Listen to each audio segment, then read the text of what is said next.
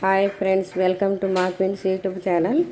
ఇదిగోండి, ఈరోజు గోంగూర పులుసు కూర చేస్తున్నాను. నేను మర్చిపోయి కడిగి పెట్టాను. ఇదిగోండి గోంగూర. ఈ గోంగూర 2 కట్టలు గోంగూర చిన్నవి. ఇగో టమాటా, పచ్చిమిరపకాయల పేస్ట్.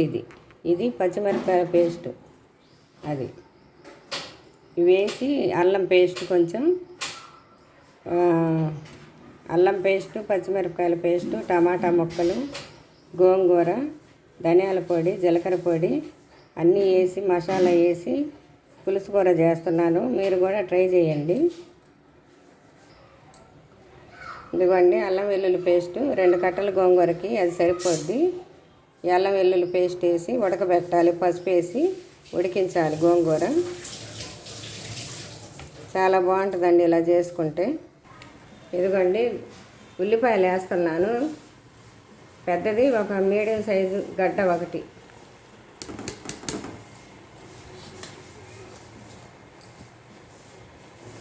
ఇందులో పసుపు అండి.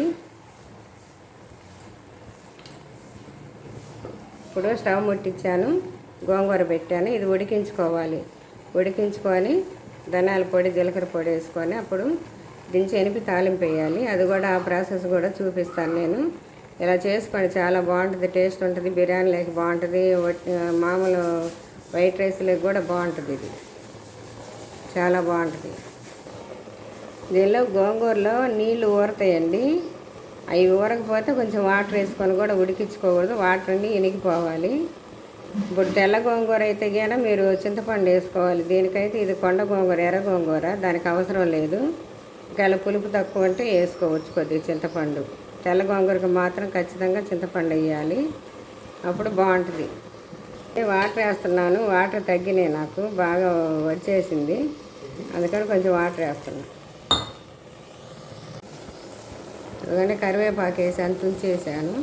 అలా వేసుకోవాలి. కరివేపాకు తుంచి వేసుకుంటే బాగా మంచి సువాసన ఉంటుంది, స్మెల్ ఉంటుంది, టేస్ట్ ఉంటుంది. ఇదిగోండి ఉడికిపోయింది. ఇప్పుడు దించి ఎనిపి తాలింపు వేయాలి.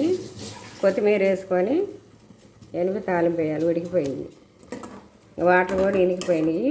ఇలా ఉడికించుకోవాలి వాటర్. జీలకర్ర పొడి వేసానండి. ఇదిగోండి ధనియాల పొడి వేస్తున్నా. ఇప్పుడు ఎనిపి తాలింపు వేసుకోవాలి. కొత్తిమీర వేస్తున్నామండి. కొంచెం ఎక్కువ వేసుకోండి, బాగుంటుంది. ఇదిగోండి పచ్చిశనగపప్పు తాలింపు వేసుకోవాలి. గోంగూర, మినపప్పు, ఆవాలు,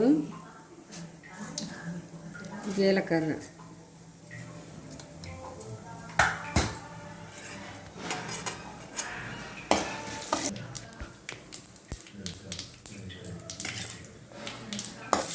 ఇవన్నీ తాలింపు వేయింది.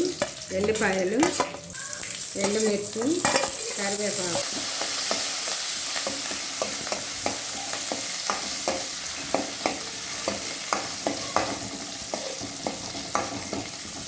చాలా బాగుంటుందండి. మీరు కూడా ఇలా చేసుకొని చూసి కామెంట్ బాక్స్లో కామెంట్ పెట్టండి ఎలా ఉండేది. ఈ గోంగూర బాగుంటుంది. ఏమీ లేకపోయినా ఒకటి టమాటా, అల్లం పేస్ట్ లేకపోయినా కానీ మామూలుగా చేసుకున్నా బాగుంటుంది. ఇదిగోండి వేస్తున్నాను. ఇదిగో తాలింపు వేసానండి, అయిపోయింది. బాగుంది గోంగూర, చాలా బాగుంది. నేను టేస్ట్ కూడా చేశాను ఇందాకనే తాలింపు వేయకముందే. మీరు కూడా ఇలా చేయండి, చేసి తిని చూసి మాకు తెలియజేయండి. ఇదిగోండి గోంగూర చాలా బాగుంది. ఈ రైస్లోకి, వట్టి రైస్లోకి బాగుంటుంది, మామూలుగా బిర్యానీలోకి బాగుంటుంది. చాలా బాగుంటుంది. ఇలా చేసుకోండి మీరు కూడా. లైక్ చేయండి, షేర్ చేయండి, కామెంట్ చేయండి. కామెంట్ రూపంలో తెలియజేయండి మాకు గోంగూర ఎలా ఉండేది, పులుసు కూర. సబ్స్క్రైబ్ చేయండి, గంట కొట్టండి ఖచ్చితంగా. ఇదండి బాగుంది, చాలా బాగుంది. బాయ్.